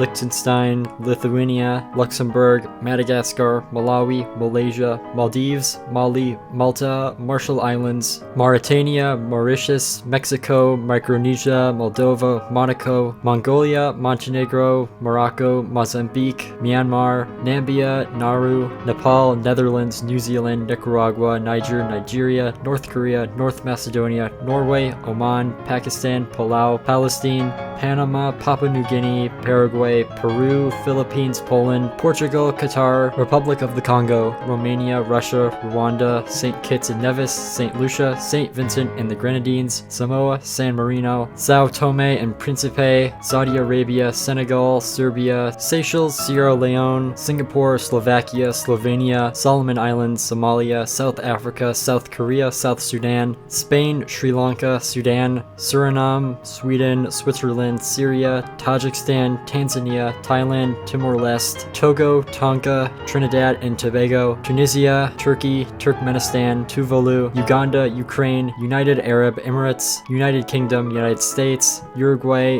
Uzbekistan, Vanuatu, Vatican City, Venezuela, Vietnam, Yemen, Zambia, and Zimbabwe.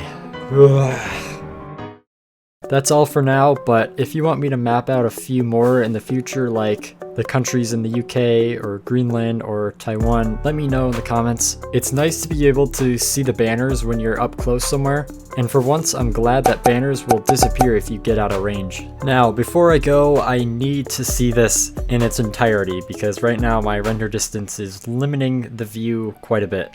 There are two mods that I can use to help see further. I'm using one called Bobby right now, and I can see almost the entirety of the world, but it did take a while to fly around and load, and my performance is not great. Even though I'm recording this voiceover after, you might be able to hear my laptop is still trying to recover from that. Now I'm using Distant Horizons, and it doesn't look as good, but at least the game is playable. It has been more than 40 days since I started this project, and it is finally done. A world download will be available to YouTube members. Depending on when you're watching this, I might have a world tour on my other channel. That's all I got. If you enjoyed, subscribe and like, please. I'm finally done building the Earth. Now it's time to go relax at my base.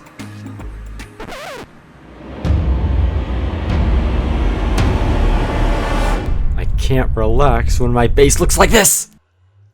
Well, I think I know what I'm gonna do for this video. I've always wanted to go all out on a storage system, and unfortunately I quit my last series before my storage room was fully realized. The storage system I'm going to build today is going to efficiently store and sort every single item in the game, and we're gonna make it look as good as possible. That's not all, because this is going to be my new base, and it's gonna have a ton of features that you're going to want to stick around to see. I'm going to be digging a giant hole and building a redstone contraption that's more complicated than anything I've ever made before. And of course, it's going to be decorated with a ton of detail. The very first step is to find a good place to make this thing. I'm out in the middle of nowhere because this is where I'm going to be building my base. Why did I choose this spot? Well, Oh yeah, there's lava. I should probably be holding this. Since you can't build an end portal, I'm going to build my base around the end portal. I'm actually heading right back to my base because I need to gather all the materials for a world eater. Not that kind of world eater, this kind. I'm gonna AFK here for a bit because I need a ton of slime blocks and also pistons, observers, sticky pistons, redstone blocks, glass, glazed terracotta, stone, cobblestone walls, dead coral fans, TNT, detector rails, redstone repeaters, obsidian, redstone lamps, trapdoors, note blocks, a redstone torch, and one button. Before I make the world eater, I have to make smaller world eaters to clear out a trench so the bigger world eater doesn't get stuck.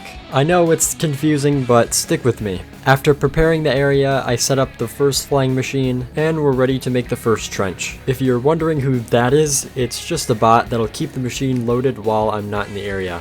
Alright, let's send off the flying machine to make trench number 1, 2, 3, and 4.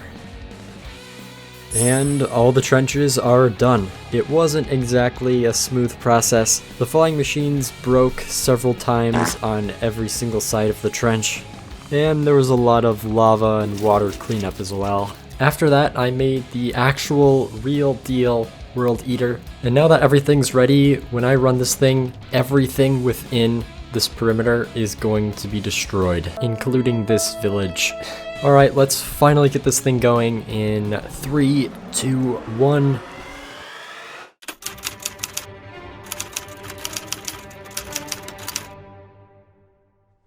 Let me tell you something about redstone. When a player gets far enough away from redstone, it stops working completely. To run a large redstone machine like this, I need to place bots so the entire thing is loaded at all times. At this moment, I realized that I forgot to spawn the bots. I started panicking. I cranked up the simulation distance. I tried flying along as close as I could, but these TNT bombers got all scrambled and this chunk exploded. I got some materials to fix everything, nothing too hard, just annoying. I fixed up every part that needed fixing, and now I'm ready to run this thing for real this time. Don't worry, I didn't forget the bots. Alright, no countdown this time, let's just boop. And looks like it's, oh my gosh, I forgot. Nah, it's working. I'm gonna wait in this little glass container and just let it run. You get to see the satisfying part. What you don't see is the many times that it broke. The bigger and more complex a redstone machine is, the more easy it is to break. And something as small as a waterlogged slab can break this farm. Non-explodable blocks like waterlogged blocks and obsidian is pretty normal, but sometimes the fluid sweepers would not always return right and could mess up the entire thing. I don't want to talk any more about it, but if you've made a perimeter like this, then you know my pain. Speaking of pain, that was all I felt when I saw that only 2.7% of people are actually subscribed. The time lapse is over, but as you can see, we're not quite done. The reason why I've stopped here is because the world eater is completely broken. There's also this portal that I have to consider, which has been the crux of most of my problems. The next world eater design I'm gonna go with is this. You might recognize it, it's the same one I used for the last perimeter I made. It's a lot less laggier, a lot more simple, and way cheaper, but it doesn't clear liquids. See, what I didn't show is the several hours of me clearing out the biggest lava pools within the perimeter. Not only that, I still had to be active while the TNT bombers were running because of all the water and lava that was left in the perimeter that I hadn't cleared out before. I wouldn't have had to do this if I had just kept the first design that I was using. And again, the reason I'm not doing that is because of the portal. I've linked some good world eater designs in the description if you would want to do this in your own world. I usually play with a 13 chunk render distance, and standing in the middle of the perimeter, I can't see a thing.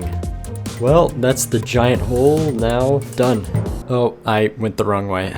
I'll just leave this redstone stuff here until I need the resources. I know some people will be curious to see all of this. Yep, over a double chest full of diamond ore. And then all of this stuff too. I know some people got mad at me for throwing out totems in an earlier video, but look at me now. This is the list of every single item that I'm gonna need to build this storage system. You can see we've got a lot of blocks, a lot of redstone components, some decoration stuff, and also one of every single item in the game. I spent a couple hours on stream gathering 2 of everything. Oh, and also this happened. 1.20 stuff? Oh my gosh! Ugh. Most of the stuff I had lying around in the numerous amount of chests that I have all over my world, but I also had to go out and get some extra stuff that's more rare. I made a warden switch to explore the ancient cities. I respawned the ender dragon to get dragon breath, which no one uses ever. I mined some ancient debris, and I had to mess around with charged creepers to get all of the mob heads. I only need 1 of each item to construct the storage system, but you'll see why I got 2 of everything later. Apparently you like the material montages, so here we go for the second one of the video. All the stuff I had to get wasn't particularly hard, it was just a lot of stuff that took a while. I needed over a shulker of both repeaters and comparators, and those take a ton of redstone, and I also needed to make droppers, dispensers, redstone blocks. I'm glad I made this redstone farm a couple videos ago. Having to gather a few of these resources by hand gave me a few ideas for some farms that I might want to make in future videos. Now that I have everything I need to build, let's move everything to the giant hole I made earlier.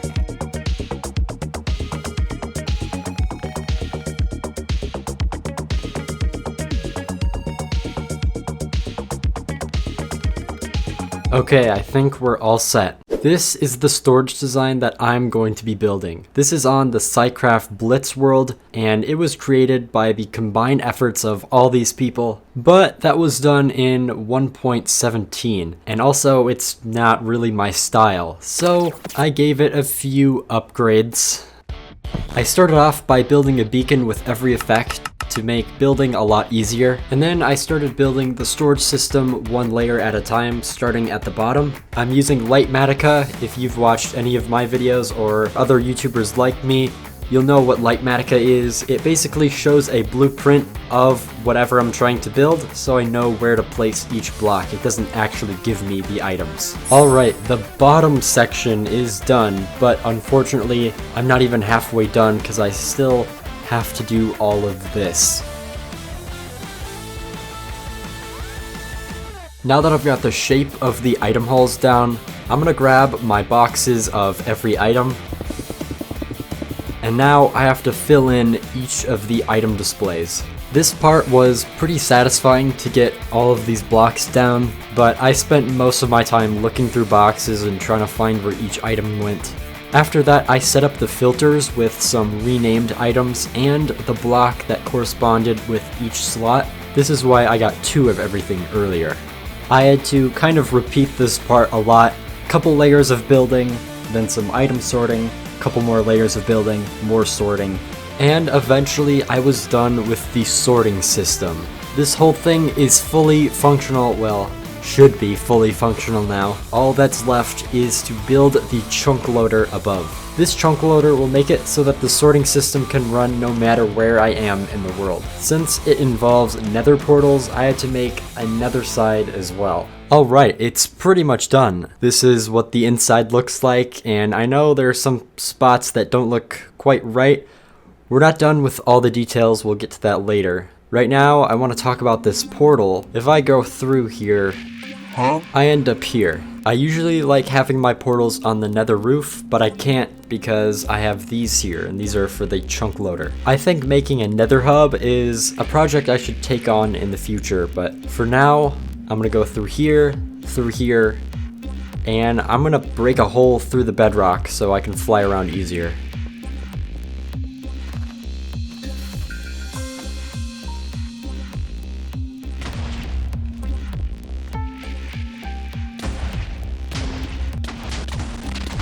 First layer done. This is getting pretty messy and I'll have to go get some more TNT. I found this method to work the best. And there we go. I think this is good enough. Now I've got to dig a hole all the way down to the level where the portal is at. And there we go. Now when I want to get straight to my base, I can go down here and through the portal. Okay, where do I even start with this thing? We don't have all day, so I'm just gonna rapid fire through all of the features. 2 halls of the main storage, the bulk storage hall, item input, unsorted items, a light that turns on when the system is running, unstackable storage, sorting for items with variants like copper, coral, armor trims. This is where I planned for the end portal to go. Obviously it's not actually there, so we'll have to change that later. Anvil chipper, don't laugh, it's a very important feature. Super smelter, the portal as you've seen. This room which has shulker box storage, more shulker box storage, quick access to useful items, some helpful workstations, and a little jukebox section. And of course, the whole thing is decorated to be in the style of my skin. Before I forget, I have to get rid of these items that are renamed because if these find their way into the item sorter, they could really mess up the filters and who knows what could go wrong. So to make sure these items stay banished, I built Mount Doom in Mine. Nah, I just threw them out. I can't delay it anymore. It's time to actually do some sorting.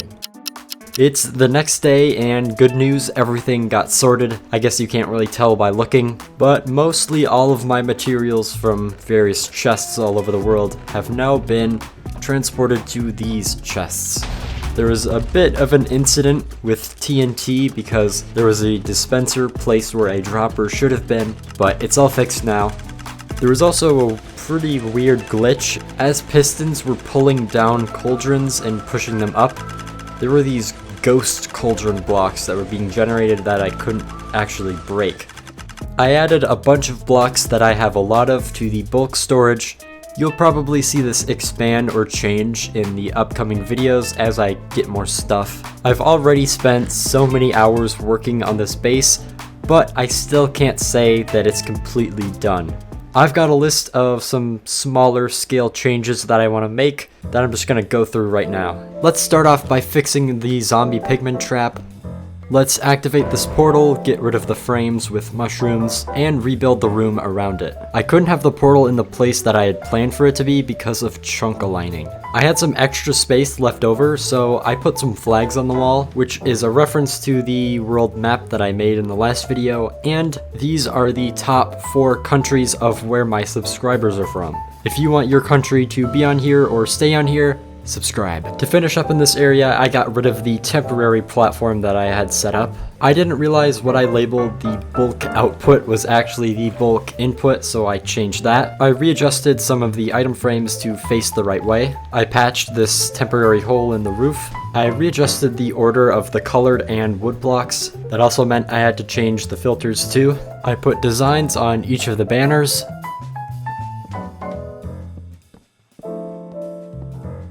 I put some fuel in the super smelter. I made a farm for music discs and I collected all of them. I laid down some powdered snow in the nether so I don't take fall damage even if I dive straight down.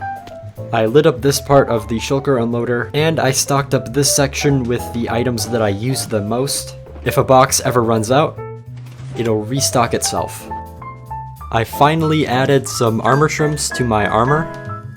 I upgraded the rest of my diamond tools to netherite, and I was going to rename all of my armor and tools and equipment, but I don't really know. So let me know in the comments what are some good names for all this stuff. Armor, tools, I don't know, give me a good fishing rod name. That's everything that I wanted to do, and now I'm ready for the next project. But I'm kind of on a roll, so I'm gonna see how many of these achievements I can get done. I've never paid any attention to these, so there are a few that are super simple. I went through all the achievements, which are pretty easy and don't take a lot of time, but I didn't finish all of them. Maybe I'll do a live stream where I complete the rest. I should probably address how ugly the outside of this build is. For those paying attention, this video has taken over 3 months to make, but that's not entirely true because I've also been working on a fix for this. In 2024, I'm going to attempt to make one of the coolest bases ever, and I can't wait for you to see it. That's all for now. Today, I am making a shulker farm. A shulker farm, both efficient and decorated. I've been making some overpowered farms for the most essential materials in Minecraft. This raid farm, this wood farm, and this comically large iron farm. And there's also the storage system, which I recently made. All of these need shulker boxes. In the second video of this series, I made a shulker farm. It's not bad, but I just wish it was a bit faster. A bit being a lot. And something else to consider is that this farm is going to be broken by the next update. I'm in version 1.20.1, and in version 1.20.2, armor stands can be broken by shulker projectiles. So it's time for an upgrade. I've done some planning ahead in creative, so I already know exactly what I need. I need a ton of purple slabs, and would you believe me if I told you this isn't even half of what I need? Let's go get some more. I didn't want to make a purple farm, so I just bulldozed a few end cities instead. There we go, this should be enough.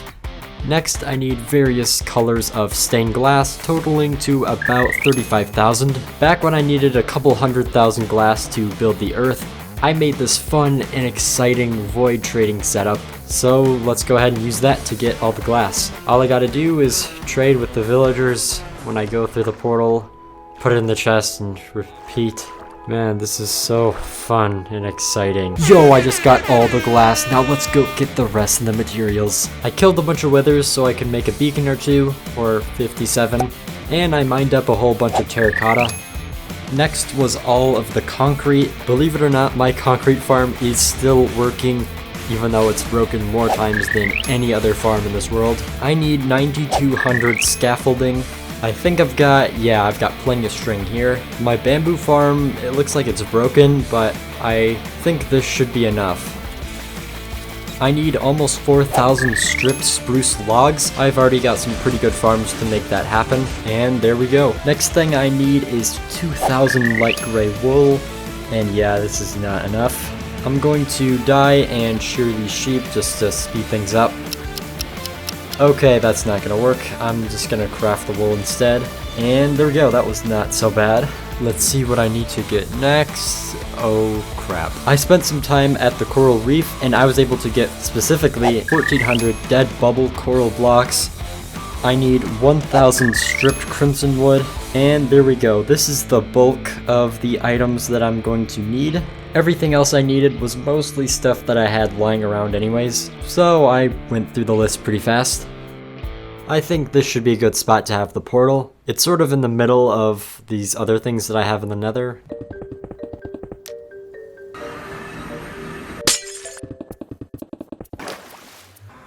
This is going to be the main way that I get to the farm.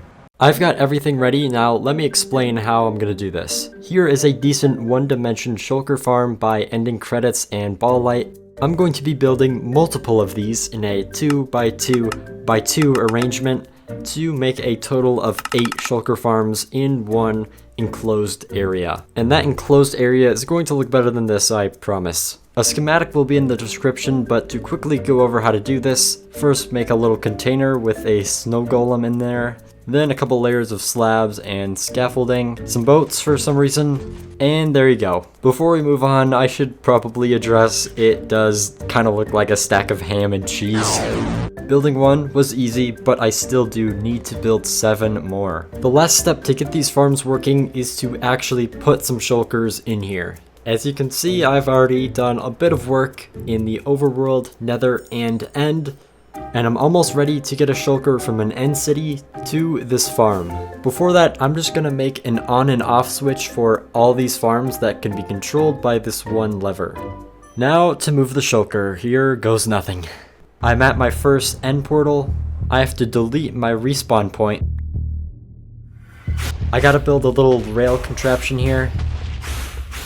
Now we gotta fly to the end city that I have set up. I already have the Shulker in a boat, but I gotta kill you.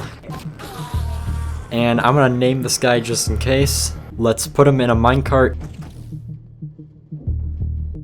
Shulker went through the portal. Okay, good, it's going the right way. Okay, now I gotta get rid of the boat. There we go. And the only place for it to go is through the portal. Okay, back to world spawn. There it is.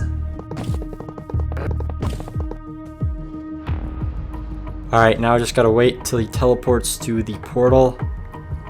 And I'm gonna throw him some regen just to be safe. Oh, it just went through. Okay, time for the nether part. Alright, same deal. Oh, that was fast. It's in an awkward spot right now, but it should teleport. Yeah, there we go, to the pink. And let's push it up. Alright, it should eject into the farm. Let's get rid of these carts. Oh no. Oh, I didn't use enough buttons. Okay, this should be fixable. Man, I've always hated the levitating little balls they spit out, but I'm about to go crazy. Let's make sure we got no smooth surfaces. Okay, please work this time. Let's see. Yes, the Shulker is in. Let's get rid of all this. And let's turn the farms on. And good, the Shulker is already duplicating. To spread Shulkers into the other farms, I tried building bridges, but that was just insane. So I moved them with minecarts that were on hoppers, which Shulkers can't teleport to, but can have rails on them. This is where the boxes of shells will be stored. This is a Shulker box loader, a glass tube, and 2 contraptions that'll spit out any items that go into it. Now I gotta connect those hoppers to this dropper.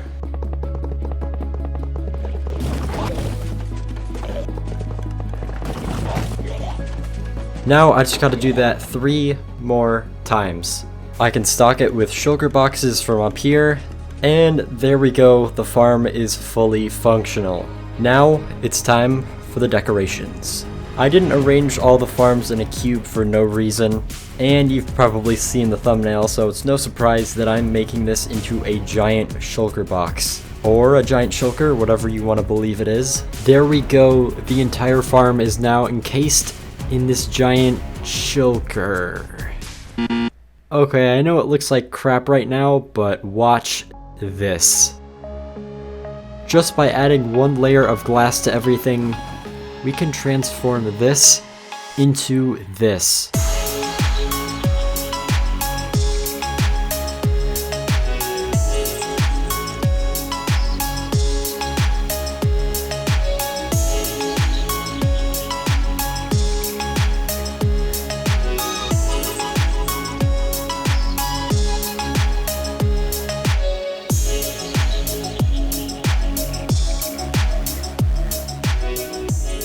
While building, I had the farm running, and I think I have enough Shulker shells to last me forever. So I can go ahead and just blow this up.